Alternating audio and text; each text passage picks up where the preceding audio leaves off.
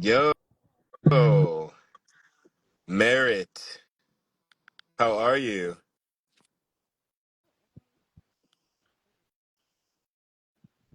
Can you guys hear? I can't hear you. Survive and breathe one day at a time. Yes, I Yeah. want everyone to welcome Merritt to my community. So Hello. talk to us. Who are you? My name is Merritt. I have no idea what to say. Who am I?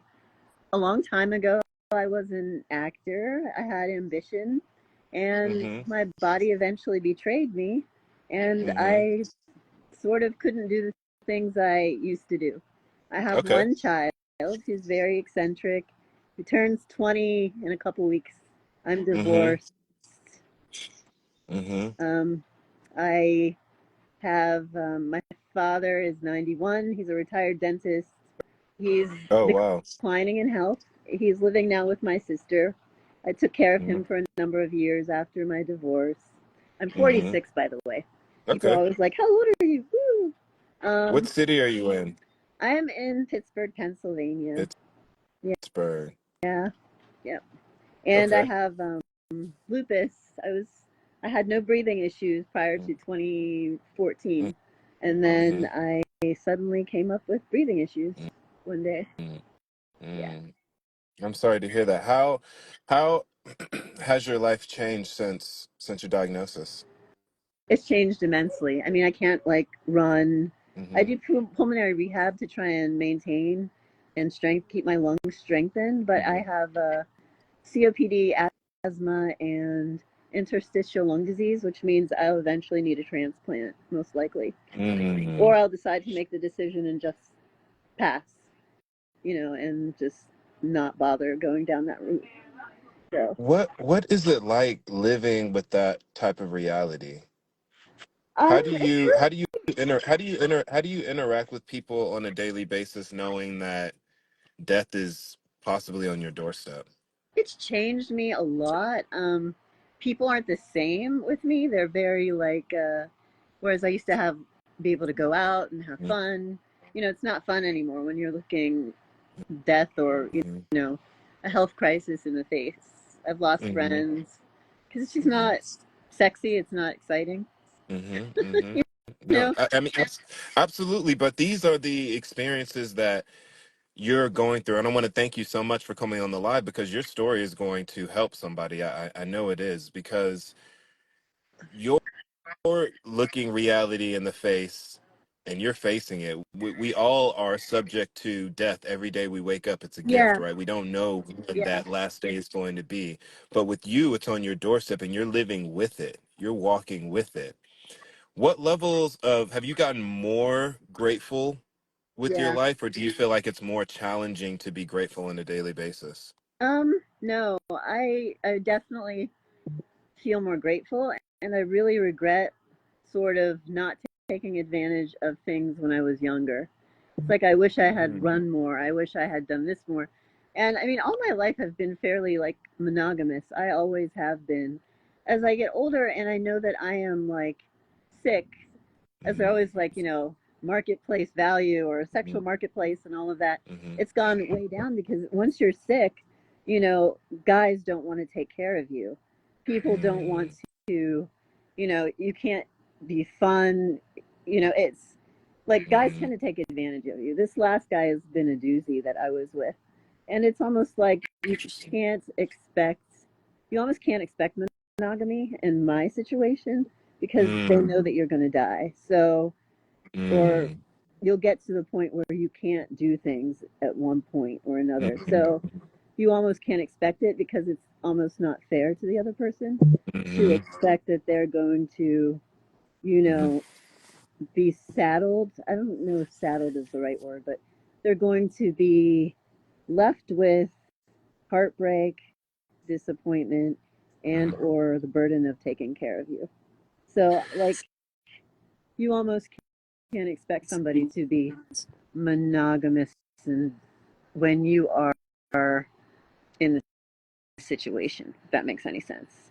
That makes 100% sense, which leads me to want to question: Is monogamy something that is coming from like a genuine place of love? I feel like monogamy almost is like, all right, what can I get from you? What can you get from me?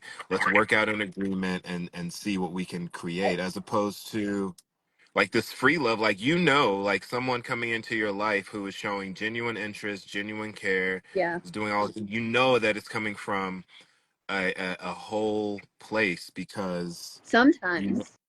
The guy I'm with now, okay. it wasn't. He he's just trying to essentially get whatever he can from anyone. He cheated on me with the 74-year-old woman across the street. Like, he sleeps with everyone. But I didn't know that when he first came into Hmm. my life. He was like Hmm. really helpful. And I think he was just trying to get like money, accommodation, like a true narcissist. Like, everybody throws that word around, but he shows the Hmm. patterns of devaluation, love bombing, abandonment, like the whole, you can see the cycles play out. So it's like a true narcissistic situation. um yeah, but I do think people can be. I think if it's genuine, like how my parents met, I think it was Hmm. genuine in that sense. Like, if you're with someone for a really long time, can you put the light on for me, Mama? If you're with someone for a really long time, Hmm. and you were together with them when you were younger, I think Hmm. it can work. With my ex-husband, it didn't work. My disease was part of the reason he left. He didn't Yeah. want to be my caretaker, but we were also still young at that point. When I was diagnosed, I was 29. He left Hmm. me around in my mid 30s, like 34, Hmm. 35. So I think it depends. I think it depends on the quality of the marriage or the length of the marriage or Hmm. union. It doesn't have to be a marriage in terms of staying with someone Did monogamous. you guys have kids One, together? I have one child. Yeah, Yeah. So they're grown. how that you said they're grown? How and I want to try and keep it an even playing field because it's challenging to compare our parents, how they grew up, how they met, even like dating 10 years ago is different now than it was with the advent of social Yeah, media. And there's hundreds of choices across your phone every day. You're getting validated from all different kinds of yeah, people. It's beautiful, but it can also be scary because we don't know who is in it for us. Now, I yeah. only have a few more minutes left before I want to move on to the next caller, but I wanted to ask you, like, what do you want out of life? What is your first class choice A scenario in your head? And has it changed since you got lupus? I've always just wanted to love someone and be loved. Like, Mm. that's it's always been. I think I really wish I had what my parents had. I didn't know that. I think Mm. when I was younger, I really just wanted to be a wife and a mom. And Mhm. instead of like really, and I feel like I tried to invest in that, but I didn't know how to go about it. Like, even though I had the model of them, I didn't know how to choose the right person. And I just think I don't think it's really changed. I just think that I've given up on hoping for that. I've always wanted my soulmate, quote unquote, and I think that I've kind of just accepted that like life is not exactly how we think it should be or how it should play out. It's acceptance, but love. That's always kind of been my goal, and it still is. You know, I struggle with that too, having someone who I feel like I can pour all of myself into. Yeah, But I feel like it's different for I don't want to say men and women yeah. because we play different roles, we have different responsibilities in the relationship. And so when I look at my parents' relationship or I look at some of the relationships that have lasted 30, 40 Mm. years, there's a lot of self-sacrifice. There is There's my a mom. lot of Yeah, I can look back in my parents' relationship and say, oh, you know, she sacrificed or he sacrificed or they, yeah. it wasn't about them. No, It not at was all. never about them. And now in this day and age, It's we all about all us. we can think about is Right. us, Yeah. And right? I wasn't We're raised that way. So it's really hard for me because I'm sandwiched in between multiple generations with Mm-hmm. extremely different values. Mm-hmm. My Mm-hmm. parents are 40 years older than me. They had me late, Mm-hmm. and they were born in the 1930s. Mm-hmm. And I'm Yeah. a 70s baby, but mostly I've dated millennials and boomers. So it's like, yeah, Mm-hmm. it's It's tough. I don't have very much hope for the sexual marketplace no, me these neither. days, and I feel like I should be the exception, right? But it's hard for everyone. People come to me and they say, like, how can I get to a place of how can I find love? How can I handle the relationships that I have in my Yeah, life? And a lot of times I don't know what to tell people because it does start with you, yeah, right? absolutely. Especially when I'm talking to younger guys and they want to know how to procure a relationship. It's like, yo, you have to focus on yourself. It's a Yeah, war out here.